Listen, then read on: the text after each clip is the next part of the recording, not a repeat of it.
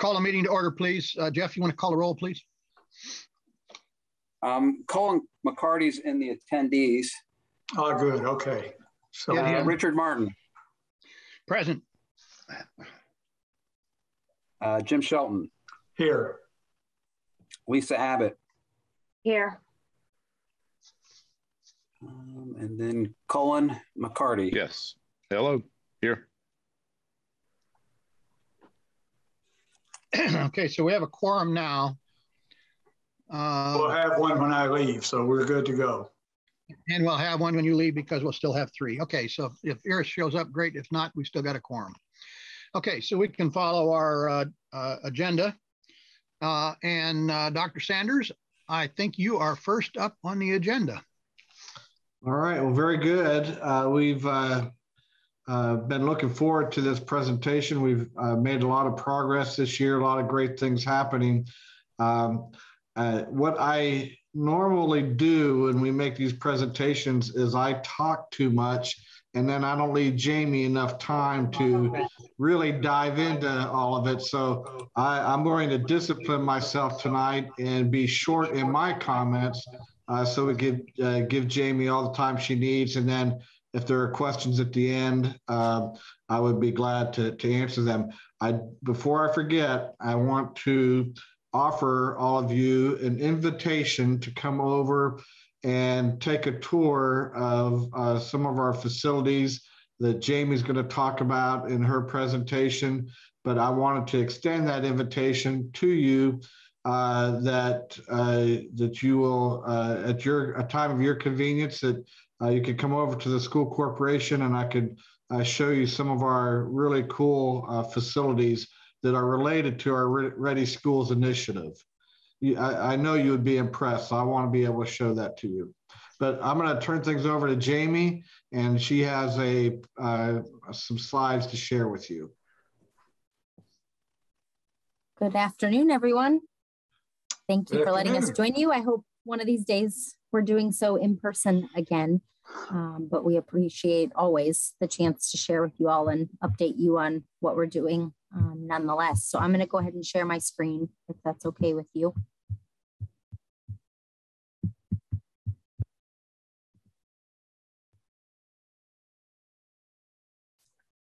Can everyone see the presentation? Yes, we can. Wonderful. All right.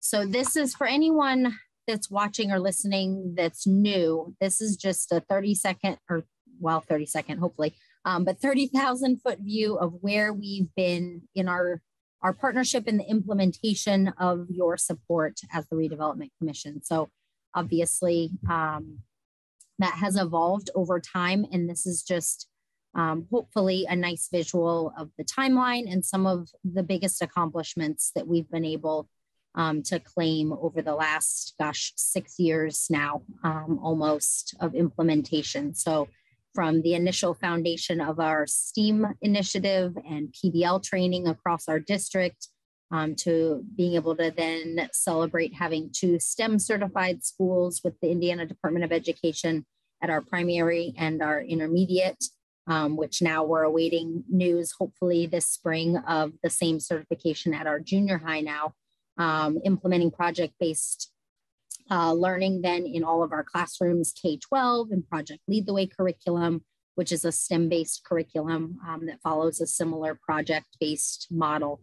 All of those accomplishments in those first years of implementation really served as that foundation that I've spoken about before to then our Ready Schools initiative, right? Which is then the, for us, more of a refinement. That design process, rather than new inquiry or new development, we really were able to use our partnership with ROI and the Ready Schools design process to refine what we as a district had already been able to start implementing thanks to you all. So the Ready Schools process, of course, concluded right as the pandemic was developing. I don't know what the word is for that, but right as the pandemic was coming to be, we were transitioning into implementation of our Ready Schools process. So while the timeline has been slower than we anticipated, we hope that through this presentation, you'll see all that we've accomplished in implementing that plan that we developed in 2020. So on this next slide, if you haven't been in the audience or haven't heard us speak about this implementation plan, this is a really quick and easy at a glance look at first the 3 pillars that we outlined in that plan. So during the 1920 school year, we identified strategies that we're going to continue taking our teaching and learning practices to the next level and build on this foundation of STEM-based learning. And those 3 pillars were innovative teaching and learning, career awareness and readiness, and then of course, family and community engagement, and including industry as its own entity there, for just the economic prosperity, our responsibility as educators to continue learning about our own responsibility for economic prosperity in our community. So of those 3 pillars, the strategies that I've pulled out today to really speak to are these on the bottom here, from our design labs to our new coffee corral that is almost complete at the high school, our student-run business, to some of the pieces we're putting in place like PLCs to support our teachers through all of this implementation. So I'll go through each of those strategies there and just highlight some of the progress that we've been able to make. And of course, you guys hopefully recognize this graphic by now. The graduate profile is really at the crux of our whole plan, because every one of these strategies that we're building out is in pursuit of instilling these traits in our students. So these traits that you see on the leaf shape there, each of those represents, a different critical skill set that we heard from all of our stakeholder groups throughout that planning process as being critical traits or skills that our students needed to leave high school with, whether they were entering post-secondary education, career, it didn't matter. Those 6 skill sets or types of traits were a constant. That was a consistent piece of data that we continue to hear through surveys, through interviews. And the document that you see on the left is the work that we've continued to build that graduate profile into exemplars, or similar to learning objectives, so that each grade band has language. We refer to them as I can statements. So what does it actually look like in a kindergarten classroom, a 3rd grade classroom, a 9th grade classroom to demonstrate these traits? So we're working with teams of teachers now to make this graduate profile, these skill sets, more tangible and actionable in our classrooms. And of course, to then be able to apply through all of these different strategies. And we're really just doing so, if you take anything from this slide, for the purpose of this culture of collective inquiry. So if we're building our students up to be prepared and equipped to enter this evolving world that is really changing and constantly dynamic, we have to be able to empower our teachers to understand and really grasp the necessary skills to be able to be successful in that world, when for many of them, education is their lifelong career. They haven't served in these organizations and in these sectors that we're preparing our students to hopefully contribute to and find success in. So empowering our teachers and really giving them the tools and the knowledge first to be able to then relay that empowerment to our students. So that's a piece that we've continued to invest in that we're really proud of. Our spaces as well in all of our schools, you all know, of course, our primary and intermediate were the first to be able to celebrate their design lab, their STEAM lab, which we refer to sometimes as the connector. So that state-of-the-art lab that includes a robotics room and 2 devoted spaces to students in K-12 and 3-5 was the first of these design labs. And now you can see photos here of the junior high lab, which was finished last year and has now already closed in on almost a year of being used by teachers and students. So the lab on the top is the clean lab, where there's more media technology, 3D printers, vinyl cutters, the collaborative stations there with the white top tables so kids can write directly on the tables and move that modular furniture into whatever configurations they need to be able to collaborate in small groups. That's something that the pandemic took away from us for a while, and it's been such a joy to see kids back in the lab moving around and collaborating and rolling up their sleeves and just being able to learn in the ways that we design these spaces for.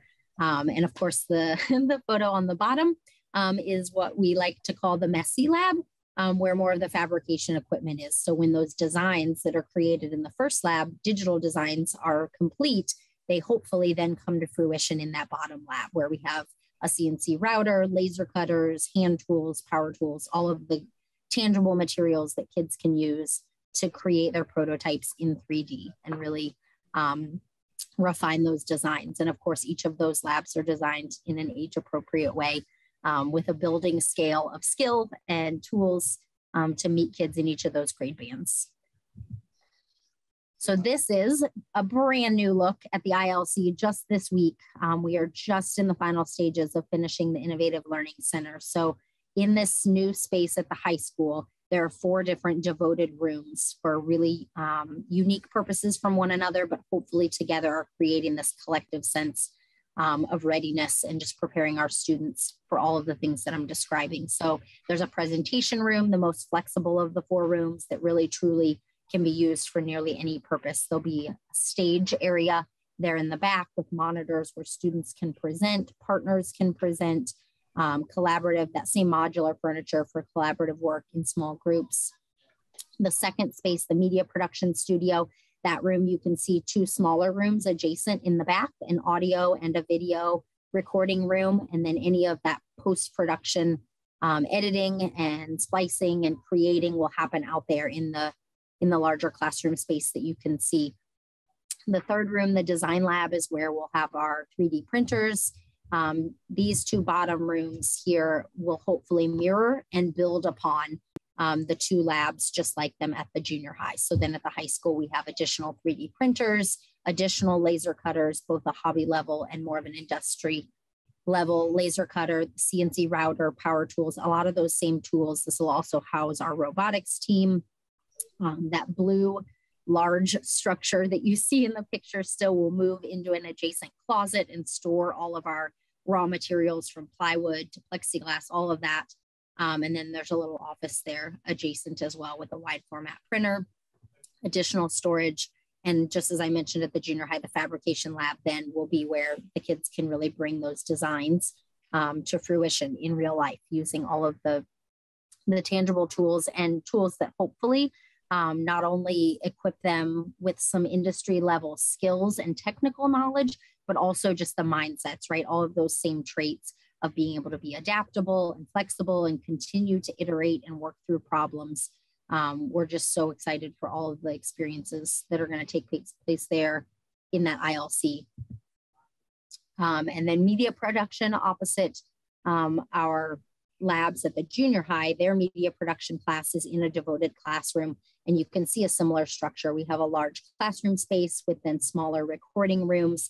And my goodness, we just can't say enough about what is now branded as Edge Media. So thanks to the technical knowledge of Rob Ramsey from Smithville and Krista Curtis weighing in on the branding and how the kids can market themselves as this student-led team, Edge Media has just grown into this hopefully flagship program for what will become a district-wide, just exemplary program in media production to prepare our kids, again, with the communication skills and the collaboration skills that are transferable to any industry, but also some of that interest and passion, hopefully in directly relevant technical fields in a community that really is rich in those communication arts. So this is one project that Edge Media was commissioned to be able to support the community in a really real way in their very first semester of work. So the Ellettsville Chamber of Commerce asked Edge Media to produce these videos to showcase each of their honorees for their annual awards ceremony in the fall. So students that were just learning the equipment as they went never faltered in their eagerness and their excitement to create these feature films here. And the one that's in the slide deck that hopefully you all have is a link to the Edge Media YouTube page. So you'll be able to continue to see, hopefully, their collection of products grow there. So they're working for some in-house projects right now, working with our new communication coordinator and some other people from the district, again, in kind of a circular economy concept to support our own projects and initiatives within our district, and they haven't broken stride yet. Edge Media is now creating their live broadcast for the school and showcasing the different programs and athletic events that are happening right within our own little school community. So then the next pillar of our plan, opposite all of these innovative teaching and learning strategies, building on that then as we progress, as our students progress K-12, are these career specific experiences. So we're giving them those transferable skills. But the second pillar of our plan and second set of few actionable, measurable outcomes that we told you all we would be measuring and tracking to show success of our implementation is our career awareness and readiness strategies. So we have an existing career exploration internship at the high school. We have partnerships with the Success School from the Bloomington Chamber of Commerce to bring some of these real world experiences to our kids already.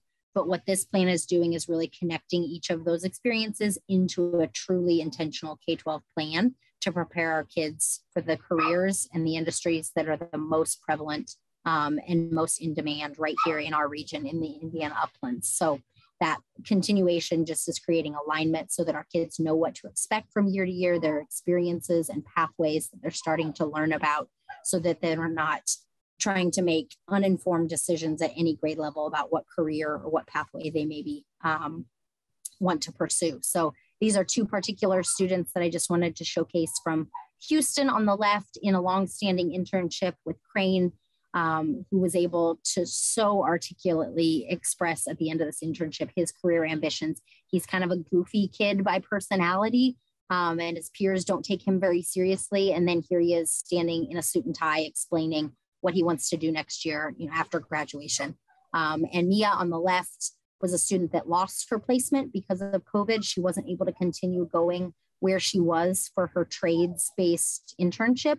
So we continued to quickly try to pivot and be flexible and teach her to be flexible in finding her a new placement mid-semester, and realized we had tradesmen in our high school all day, every day, working on our own innovative learning center. So that was an example where someone from our community stepped up and willingly took her under their wing, and the team that was building the Innovative Learning Center was able to teach her in the process in one of the most authentic experiences. So she was able to see so many different trades in action right there within our school. So that was just a really cool example of the internship continuing to grow. And then the last strategy that I really want to showcase is the student-run business. So this was a strategy Dr. Sanders and I have told you about throughout the Ready Schools process, that we were really excited to see how this idea of a student-run business would really manifest itself in our community, where we were seeing machine shops and different things continue to grow in other schools and communities. There was this media center within our high school that kids really weren't trafficking much. Ideas were being tossed around about different types of student-run businesses. And we came throughout the planning process to realize that we had spaces and purposes within our own school that we could use as those authentic needs. So we always tell our kids through PBL, see a problem, solve a problem. And this has been one of those examples. So with the help of partners like Hoosier Hills Credit Union and different entrepreneurs that are members of the Dimension Mill there in Bloomington, our kids have been able to continue to be supported by business owners and entrepreneurs in our community as they're creating real business plans. They're applying for different licenses and waivers with the health department. They're navigating the construction and making decisions about HR and hiring practices and job descriptions. And right now they're creating their final menu to submit to the health department.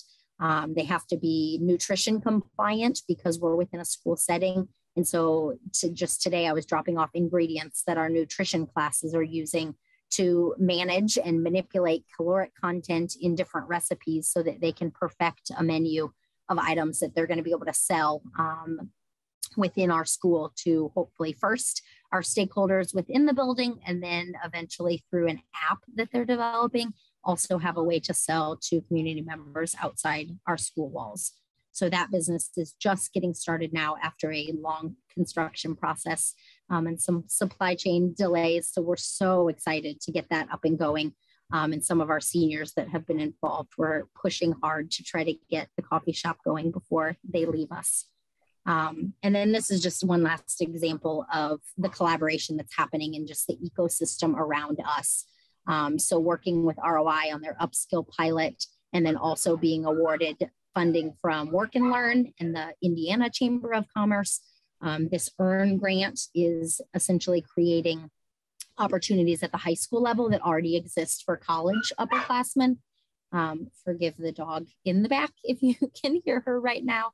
But the EARN grant is really targeting kids that are already completing CTE courses, and also those kids that may qualify for free and reduced lunch, and demonstrate that economic need. Just creating paid internship opportunities for them while they're still with us in high school. A lot of research has shown that not only provides them access to those opportunities when they may otherwise not be able to intern because they need to be in a paid job, but it's also just giving them that pipeline and that continuation post-graduation to hopefully stay connected with those employers and remain employed, whether they go on to post-secondary education or not.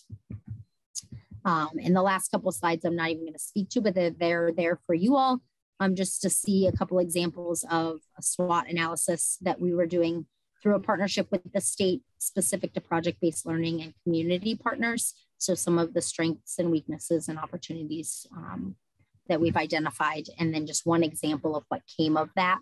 Moving toward an interactive searchable database was one need that we identified among our teachers, to be able to search for we can tag partnerships and potential partners by the sector they represent, the schools they've partnered with in the past, when they partnered, what different ways they've partnered, whether they're supporting PBL or they're a career panelist. Creating that searchable database for our teachers to be able to access is something that we're really excited to hopefully implement, to be able to empower our teachers so that it's not just myself or other Ready Schools coaches being that liaison, but empowering our teachers to start creating more connections and conversations with industry partners and bridging that disconnect that often exists between education and industry. So that is our update. I'm sorry that I always feel like I dump as much information at you all as quickly as I can. Hopefully it's coherent. And as always, we'd love to field any questions you have about anything that I shared.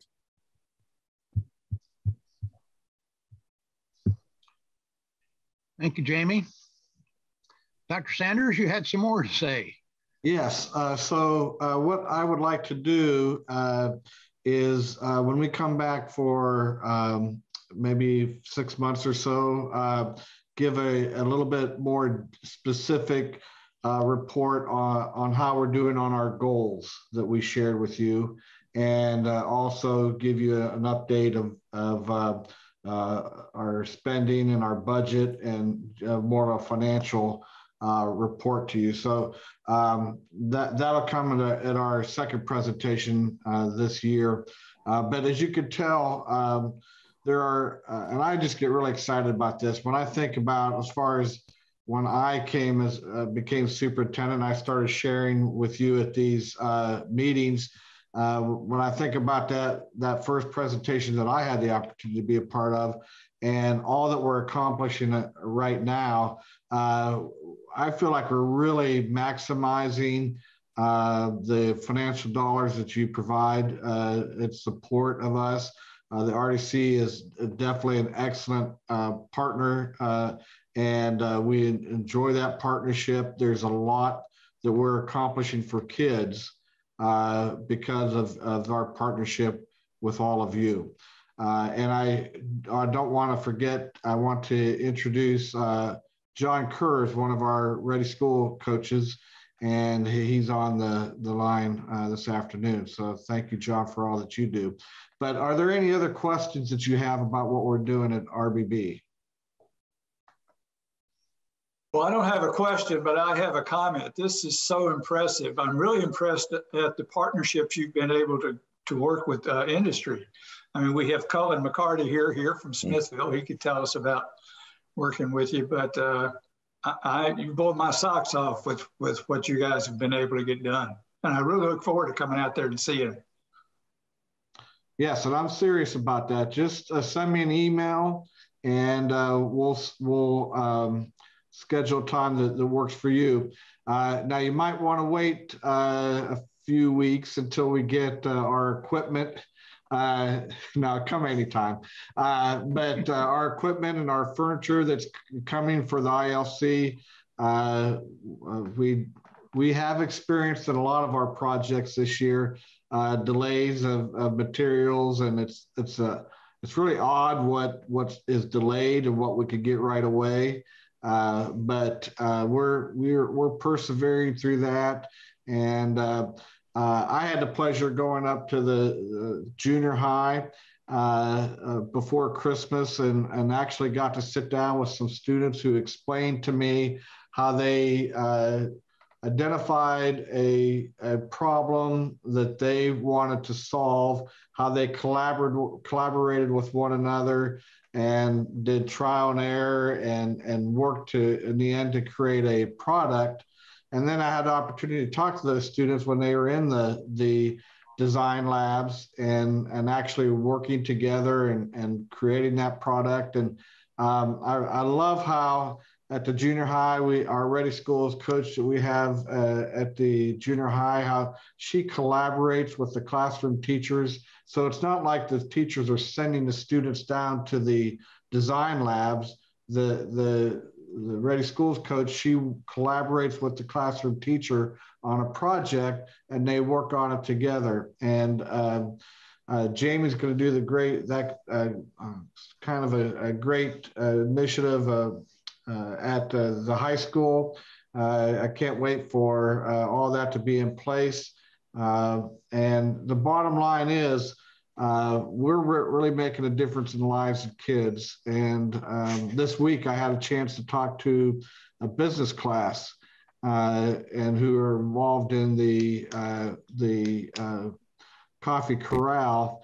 And they asked some great questions, questions I never thought I'd hear a high school student ask, like, because we were talking to them about one of the schools that we visited that had a student-run business, how the students were getting paid. Of course, our students were wanting to know all about that, and they were asking me, now, will we get a W-2 or a 1099? And, so great questions. By the way, I pawned that off and said, well, my business manager will come in and answer that question. But I can't say enough how much I'm thankful for John and Kerr and Jamie and our other Ready Schools coaches and all of you. But thank you for the opportunity that you have provided us. Well, and Dr. Sanders, I'd like to add that Rob Ramsey has told me on a number of occasions that he has enjoyed working with Edge Media, that the students are always engaged, very professional in how they take to it, and willing to learn, eager. So it's worked out great, I think, for both parties there. So congratulations. This is great. And I look forward to taking the tour. I like the new carpet smell of any new building. Be awesome. I don't have any questions, but I think it's fabulous. Jeff, could you schedule a time for us to go, and so that Dr. Sanders isn't trying to give us multiple tours and handle all of our requirements if we're all hanging out together? Yeah, I'll work with Dr. Sanders to come up with some times and then get you guys probably a few times to come in and look, and then we'll pick one. Okay, thank you. That'd be awesome. Thank you, Jeff. Well, and I look forward to your next presentation this year, having to do with the attainment of objectives. I know it's, for us, it's important to make sure that the money's working the way we expect it to. And Absolutely. it's good to see that we've got facilities and we've got the kids engaged, but certainly our interest is broader than that. We expect that the result of this is benefit for the community and advancing the skill sets of those kids and putting them to work. So that's what I'd like to get you focused on. Good. Sure. All right. Do we have any other questions for them? Okay, let's move on with our agenda. Thank you very much, Dr. Sanders. Thank you, Jamie. Thank you. And Good job, John. Jamie. Okay. All right. Next up are the annual report agreements. Jeff briefed us on these at our last meeting, and we now have the agreement copies in front of us. Jeff, you want to lead any discussion on this? These are fairly similar to the reports we had last year. A couple minor changes in pricing. One is that the West Side TIF increased from $7,000 to $8,000, and the Fullerton increased from $1,700 to $2,000. We also have a due date on them now of March 23rd of this year. talked a little bit about adding some of the work that for the State Road 46 corridor that we're going to need over the next few months. He's going to send me a separate agreement that we'll look at for that. He said it really just didn't belong in an annual report, but it was something that was supplemental. Yeah, that seems right. So these are for, again, these are for the reports that we have to submit to the county council, and eventually we'll make it to the state's gateway site so the public can see what's going on. Right. Okay. All right. Do I have a motion for approval? I can probably do them as a package, I think. Yes. Yes. I'll move approval. Okay. We have a motion for approval of the agreements for annual reports with SDG. Is there a second? Second.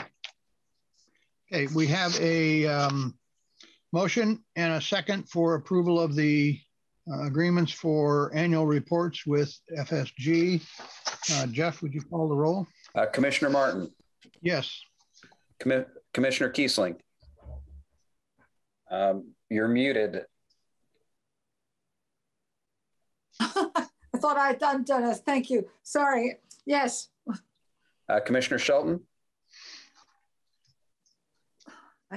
Has he left already? He said he was going to leave at 5 o'clock. Yeah, Yes. he's gone already. He's gone. Commissioner Abbott. Yes. And Commissioner McCarty. Yes. Motion is approved 4-0. And I just note for the record that Commissioner Kiesling came during the presentation, as did Commissioner Tucker. Yep. Okay. I agree. I apologize for being late, but I was working on another project, so got kind of moved away. Thank you. Okay. All right. That's done. Jeff, you want to talk about this new corridor map that you produced for us? Well, I've got Jared on the call as well. I think maybe if he could put it on the screen and go through it, and then hear the Let's question. do that. So this, you're gonna have to make it a lot bigger. yeah, I was about to comment on that. So I'm gonna zoom in and take a look at this, but I have a more interactive version on my computer that I can show you guys in a minute, so that you can ask me to click on a specific parcel as you need to. So on here, we have a kind of, this is broken down a little bit more than I have in the past, and we have the township line, which is Richland and Bloomington, right along this line. It meets well with the parcels. And so on here, we're including some of the additional parcels that you guys have identified as being within the TIF. The pinkish ones are ones that definitely need documentation submitted to the auditor's office for them to kind of recognize that, which they're happy to. They just need that documentation. Identified government-owned parcels, which I think pretty much all of the ones within kind of the parcels we're looking at are state of Indiana owned. And then the other additional pieces, parcels with improvements that occurred after the TIF was created. I will say with that list, it's likely a longer list than what I have, but I can just say that this list is the ones that I confirmed as being like positive for having an improvement. Okay. All right. Jeff, can you take care of getting that information about those parcels to the auditor's office? Yes. Yes, because it was in the motion and it's stated as those parcels. Why they don't have it, I don't know. The other question is, if they haven't been devoting that revenue, since there's been an increase in at least the land value, is there anything we would have missed in terms of capturing value added over the period of time? Potentially. Yeah, and I will say that, so the pink parcels are not on their list that have captured assessed value for the TIF. So basically the answer is 0 for those. Is that a problem, Jeff? I mean, yeah, because I mean, do we owe Kreider any money? Well, let me look into it. Okay. And we'll figure it out and let you guys know. Okay. All right. Yeah. And I was able to, on the website here, give you guys some totals for the captured assessed value for the whole TIF and then just what's within the bowl. Right. Okay. So this has to do with our question about if we pull this out of the existing TIF, then we will reduce its captured AV. I guess the question is, will that have an impact on our ability to pay the obligation we just incurred for Hunter Valley Road? And I guess the straightforward answer is, I think theoretically it would, but when we discussed that debt with the developer who has taken control and is the ultimate guarantor of the debt, he was comfortable with moving forward with this secondary idea. I think some additional benefit. Would it actually impact it? Because if that property was likely to go as residential anyway, the traditional TIF wouldn't receive any increment on that development. So there would be the only way that there would be a negative impact on the traditional TIF is if they could have been developed as commercial, industrial property or some, that classification of property, and then they went residential. But there's never been any tax increment collected on single family residential TIF, traditional TIF. Isn't that right? When it's residential, I think much like with the pink area, that conversation we had, where if there were some increment that is currently flowing to the TIF district based upon parcels we're removing, that increment would be lost. That is correct. Right. And the only one, but we're talking about the red parcels, right? Those are the parcels that we want. I'm sorry, I'm trying to move the picture on the mouse. I'll use my own computer. Are the ones that we would not want to include in our residential TIF because they have improvements on them? Yes? That would make sense to me. Yeah. Well, one of them's a stone quarry. The largest red, that's all Hoadley's quarry. And then the other thing that we might want to look at is these other properties that are not inside the existing TIF. Are there any properties, along Stouts Creek or Stony Brook or Bluebell or any place like that along Arlington that might not be developed that could be good potential to include in a residential TIF? It doesn't have to be within this footprint, does it?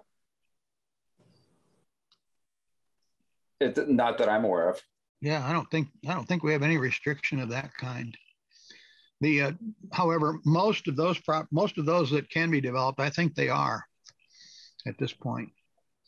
At least they're in large lots with homes on them, so they'd have to subdivide a lot that's got a home on it. I'm trying to think. I think at this entrance to Stony Brook, Lisa, you probably know this better than I do, because that's a housing division that goes up in there, right? But I think the lots that are right along Arlington are either very big lots or not developed lots. Yeah, right? You are correct. Yeah, but I think they're large lot zoned at this point. We can check on that. We can check on that. The issue would be that we would have to have continuity in our creation of the district. So it's likely we would have to include in the district a lot of existing residential development. And I don't know how we would, we have to, isn't there a provision on how big it can be? So we'd have to be careful about that too. Yeah. I'm pretty sure. I don't think I have my binder handy, but. Yep, there are a couple other things on this map. The county just purchased property south of Hunter Valley. So those are actually government owned at this point. Right. And those need to be indicated as government owned. And then there's a series of properties along the interstate north of that red line where subdivisions of property occurred. And when you subdivide property, you increase the value of that block of land over and above what it was before it was subdivided. And if it was subdivided while the TIF was in effect, do we capture that as additional AV? I think so, but that would be something that we would definitely want to check to make sure that they were, when they get subdivided, they get their own number, their own parcel number. And oftentimes, in my experience, that's been where increment is missed because those new parcel numbers are still within the TIF, but not included in the calculation for increment. Right. Yeah. Okay. All right. So that would be something to check on.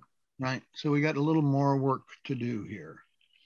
Well, it looked like, this is Aris, it looked like there was a lot of stuff going on. There's a great big dirt hill on, I think it was Hunter Valley. I went through there last week for something. I can't remember where. Oh yeah, they're storing a lot of dirt over there right now. Are they storing or what is happening? It's being stored for use elsewhere. Okay. Well, so they trucked it in and they're going to truck it back out. A lot of it was used across 446. So when they had to create the pad for the Ernst Health, they had to do some cut and fill in there, and some of this came from there. Some of it has come from other places. They're going to have to do more of it as they extend that road past Ernst Health, and do those pads and across the creek. So that there's more. They're just moving the dirt around right now. Okay, well, I was curious because I went out on 46 going west. I came back on Arlington, and so I was just looking at what was going on there because on Arlington there was still a lot of stuff going on with tree removal and so on. Yeah. I think that part of that dirt, at least in Kreider's mind, is going to be needed for the bridge abutments across the creek there. I think they have to raise the roadway for the abutments for that bridge to meet the requirements there. I think they're going to use box culverts, but they've still got to get it up high enough to get over those culverts then after they get them set in place, because that stream is down on the bedrock. Okay. I guess I would ask Jared if his other tool that he was going to show us would be able to show whether there are undeveloped lots just north of this TIF district. Yeah, that'd be a good question. Yeah, so you should be seeing a map that looks a little bit different, but pretty much the same. So whenever I'm thinking about that, there's a couple options of what I can take a look at. One is we can look at property class code or property class with that. Do you guys think that would tell us the appropriate info about whether it's developed? Yes, because you should be able to get the code changes when it's developed. All right, so let's, this is gonna look kind of complex for a second, but I just need to change some settings so that I can get us to a visible list.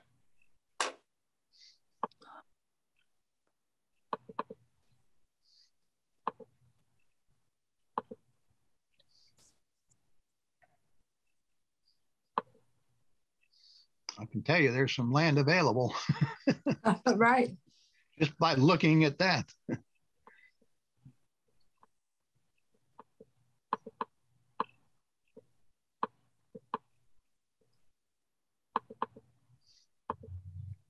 there was your property class. This may show a lot more than we want, so we might have to take a different route, but hopefully once it loads, this is what we want.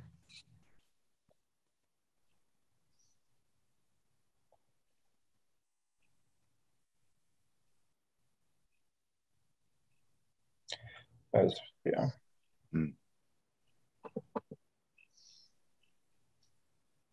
Maybe just the class code. Can you do that?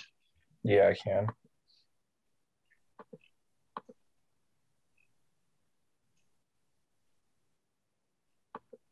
All right, it'll just take a second to think. Yeah, because it shows a lot of, the. Okay, so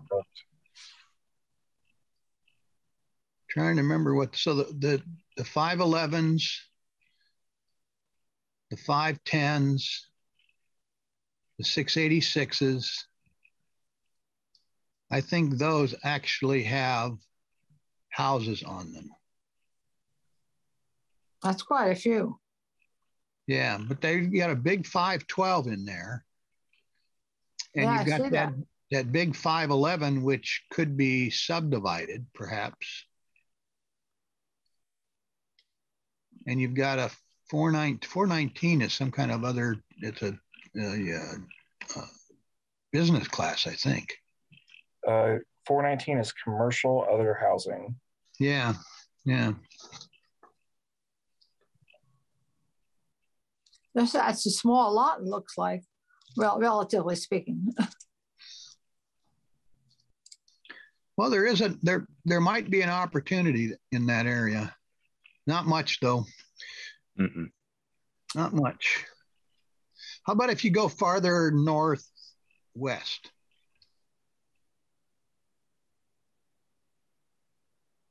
Can you get it to essentially stay in Bloomington Township, but okay. Well, there's that big 100 up there. Yeah. What's 100 class?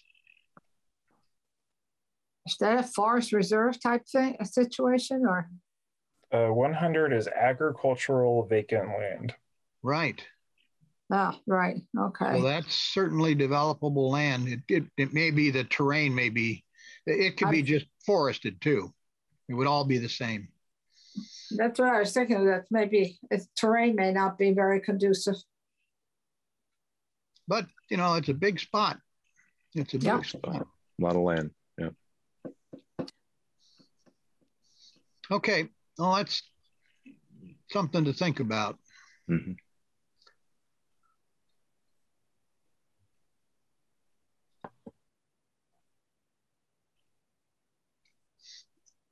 Can you go back over towards the highway? Towards the interstate? Yeah, please. I want to see what all that is in there. Wrong direction. No, that's the right direction. Oh, okay. Oh, that's right. It's interstate. Sorry. 502, 503, 400. What's 400?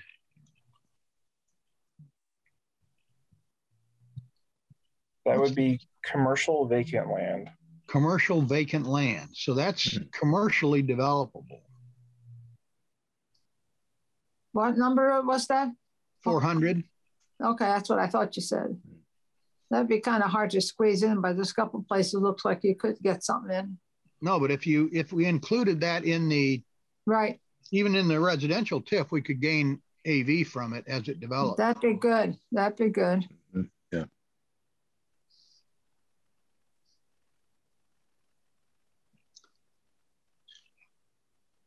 Okay, where do we go from here? What's 499? Commercial other structure. Yeah.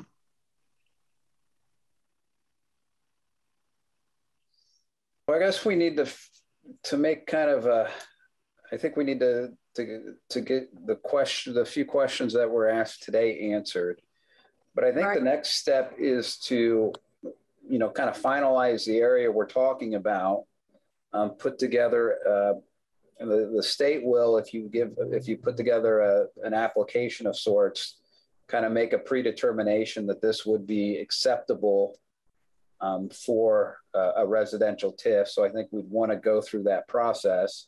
Okay. It's a fairly short form, 2 pages, and the bulk of the information I already have with the housing construction numbers for Bloomington Township, but it does need to have a geographic boundary with it as well. So yeah, I think we need to have a discussion with planning too, because they've got there's planning in this area, and we don't want to end up in a situation where we want to do one thing and they're going to do another thing, and that all has to get resolved before anything can happen. I think we'd like to be consistent with the direction that the planning department has set, and that the commissioners have set by approving plans from the planning department.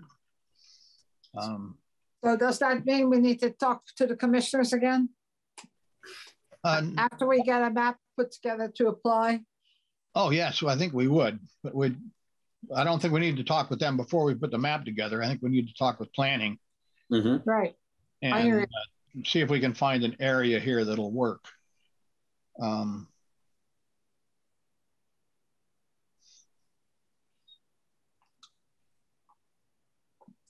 Well, Richard, you're the most familiar with it for that area, because you were doing the planning and zoning. But I remember when I was on. Yeah, I've been dealing with this area for 20 years now. I know. I think I was on the plan commission early on my commissioner's duties, and that's an area we looked at very seriously. Yeah. For exactly what we're talking about. Right. Okay.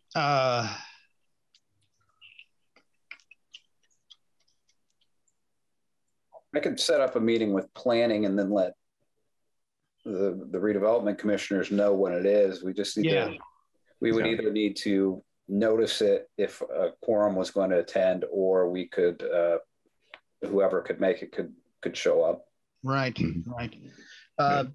Could Jared, can you prepare a map that's got those zoning, the codes on it? Yeah, I can definitely do that. Right, and kind of make a list of what the codes are that are in that area. Yeah. Do it at a reasonable scale, so we can, when we sit down with planning, we can say, oh, that one doesn't do us any good because it's already got a house on it. So we're looking for the vacant stuff. Yeah. There you go. I mean, they can tell you whether there's a house there, can they, picture it, but that doesn't, if it doesn't have a house, it doesn't, we don't know what it's designed for, or zoned for, or classified as. So yeah, if you can do that. And then also let's verify the areas along Hunter Valley that are now owned by the county. So we put those in brown, because not all of those are included in their purchases. So we'd like to know which ones are not in there, because they're going to be not for profit. Okay, I can definitely follow up with the auditor's office about that ownership. Yeah. Jared, just give me a call tomorrow. Okay. I know which ones we bought. Really? That's good. That's good that you know. Okay. Any more discussion of this map or what we need to do next? I think we have work to do. Yes. Okay. All right, let's move on to the minutes of the meeting. They were included in the information that was sent. So we have minutes for the meeting of Wednesday, January 19th, 2022. And I move approval. That's one thing I was doing this afternoon, reading everything. Okay. We have a motion for approval. Do we have a second? I'll second. Okay, we have a motion and a second. Jeff, would you read the roll call, please? Commissioner Martin. Yes. Commissioner Kiesling. Yes. Commissioner Abbott. Yes. Commissioner McCarty. Yes. Motion is approved, 4-0. Okay, next up are claims. We have 4 items for which claims have been submitted. 3 of them are from DLZ, have to do with the Vernal Pike Railroad crossing the right-of-way management for the Vernal Pike connector, and the construction inspection for Profile Parkway, and then one which is for legal services connected with the Vernal Pike connector, totaling $4,687.67. Do we have a motion for approval? I'll move approval. I'll second. A motion and a second. Jeff, would you call the roll, please? Commissioner Martin. Yes. Commissioner Kiesling. Yes. Commissioner Abbott. Yes. Commissioner McCarty. Yes. Motion is approved 4-0. Thanks. All right, staff comment. Who wants to go first? Lisa Ridge or Jeff I think Cockrell? Lisa's coworker should go. Yeah. Sorry, I have a little babysitting duties this evening. So anyway, I did want to give an update on the Curry Pike project. Actually, we are still moving forward with the utility relocations. And Milestone will be mobilizing to begin construction March 7th. So we are on target for that project. So I'm excited to watch that one get under construction. Fullerton Pike Phase 3, we're under right-of-way acquisition for that project. Vernal Pike, we're under right-of-way acquisition also for that project. And if you have any questions on any other projects, I'm happy to answer them. I guess we'll get to the other one when we do that. How are we coordinating with Kreider on the Hunter Valley design, et cetera? Now, I haven't had any meetings with Kreider on that. I'm assuming that they will hire their engineer to design it and then work with Paul and they're familiar with, county specs and what we have in our specs. And those are obtainable online also, but I'm assuming Steve will get with us as they move closer to engineering and work with Paul on that. Actually, Steve's been out of town for the last couple of weeks. When he gets back into town, which is supposed to be the end of this week, he was going to give me some times for Lisa and I to meet with him, hopefully next week. So we might be a little ahead of that schedule. If you can stick me in that meeting, do so, please. Okay. I have some availability, but not great. So whenever you meet, let me know and I'll see if I can get there. I will let the entire RDC know when we'll meet with them, and then they can, again, if there's going to be a majority, we'll have a notice issues. But okay. So people will have to let you know 24 hours before they plan to attend. Well, it's 48 if we're 48. 48. Okay. Notice it as a meeting. All right. Okay. That's Lisa. Jeff, anything from you? Two things. One is I think we're moving on to condemnation for a second parcel in the Vernal Pike connector process. So we're beginning that. And my second, and this is more of a question and a comment, is your next meeting is during spring break. And some of us haven't been on a spring break for a couple of years and are planning on going this year. So if possible, I would ask that we move the meeting back a week. So it's the fourth Thursday instead of the third. Well, you've already done. I will get Dave or Lee Baker in our office up to speed so that they can handle it. So you're talking about March 23rd rather than the 16th? Yes. Well, if you notice that the reports from the TIF districts are due on March 23rd, so I figured that he was planning to do that. That actually works out good for me too, Jeff, because they moved road school to the week of spring break. I saw, yeah, I've been getting their stuff, but I've been passing it off. Okay, I'm okay with moving it. We should have a motion to move that meeting and vote on it, and then you'll have to notice the change, correct? Yeah. Correct. I'll move that we move our. Yeah, that works for me. Yes, I'm also out that week. Okay. I'm not out, but I feel for those of you who have to revolve around the school schedule. So I will move that we move our March meeting to March the 23rd. I second. All right, we have a motion and a second. Jeff, please read the roll. Commissioner Martin, Yes. Commissioner Kiesling, Yes. Commissioner Abbott, Yes. Commissioner McCarty. Yes. Motion is approved 4-0. Thank you. For the record, Lisa, I'm not going on spring break. I'm working too. Well, there you go. Yes, you but I don't think you're going to road school. Yeah, but you're not at the mercy of the school system anymore like I am. I mean, like, neither one of us are at the mercy of the school system anymore. And that was very freeing. I won't lie to those of you who are still at the mercy of the school. Now we have different masters now. Yeah. Well, if she's doing her job, she'll be busy at road school, I'm sure. Yeah. Okay. We're down to any more staff comments? We got that done. All right, we're on to commissioners' comments. So Colin, you got any other comments today? It's great to see Edgewood Schools doing what they're doing. I look forward to the progress report. And as a graduate of Edgewood Schools, I'm very, very happy with what they're doing. So I look forward to the next progress here. It's great. Good. And as an employer, it's great too. Yeah, good. Absolutely. Iris, any comments?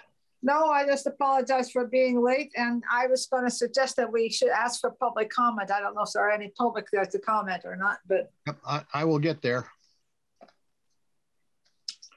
Okay. Lisa Abbott, any comments? I don't have any. Okay. And I guess my only comment is I just think it's unfortunate that we're having to go into a condemnations proceeding on a piece of parcel. It's on a parcel that's so crucial to us. Never like to have the county get involved in that kind of situation, but in this case, I don't see that there's any other option. We need the parcel to make the project work, and we are heavily committed towards that project. And if you start traveling to and from the west side from the new 17th Street overpass there, that connector is vitally important to our activities on on that part of the west side. So, okay, that's my comment. Okay. All right. Are there any other comments from the public? Hey, hey, I want to just do a follow up with Colin there. Hats off to Dr. Sanders and Miss Miller for their presentation tonight. And I agree that everything's going well at our side of town, and come out and see us out here in Ellisville sometime. Okay. Any other comments? All right. If not, I think we are ready for adjournment. Do I have a motion to adjourn? I'll move. And a second? Second. And any opposition? None. We are adjourned. Great. Thank you. Thank you, everybody. Good spring break. Good night. Yes, sir. Thank you.